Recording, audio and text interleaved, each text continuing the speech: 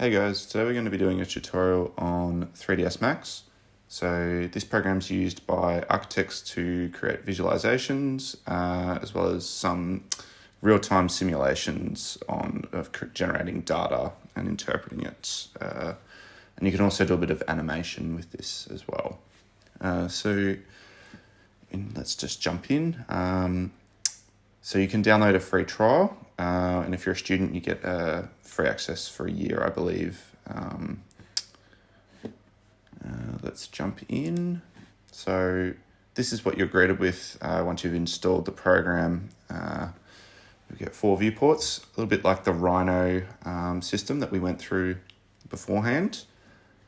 So depending on what you're modeling, you might adjust the viewports, and you generally will work with, from my own experience, with the perspective view. That tends to be one of the easiest to generate 3D geometry in. And then in terms of a few key tools, so we'll pull this panel out here. So you will have to adjust a few things accordingly in order to set up your modeling space. So here you have your layers tab, again, very similar to a lot of other modeling programs. So each time that you create some form of geometry, a layer will be created here.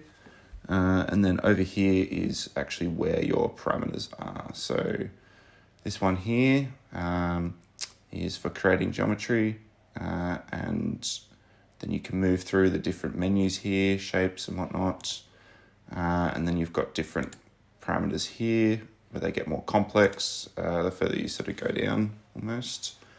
And then here is your modifier tab.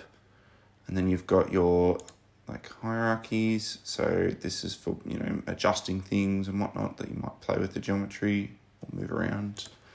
And then here is a motion tab, and then your display tab, and then also your utilities.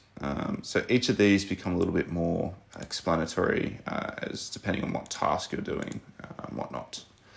And then in terms of setting up your file, you've got your units set up. So here you can adjust the units depending on what you're working in. So generally you'll work in meters or millimeters.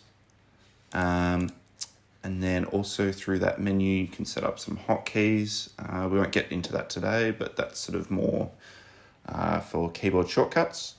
And then here you've got your move tool, your rotate tool, and your scale tool. So all fairly self-explanatory in terms of how these work. So we can quickly just create a little bit of geometry just to show how this works. So we'll just create a simple box. So come over here, as I just did, and you'll click and drag that out, and then release, and then pull up. And then you have your box, and here you also have some parameters to initially work with, and then let's say you wanted to adjust them afterwards. You would go into here, into your modifier, and select that one there because it creates its own little layers.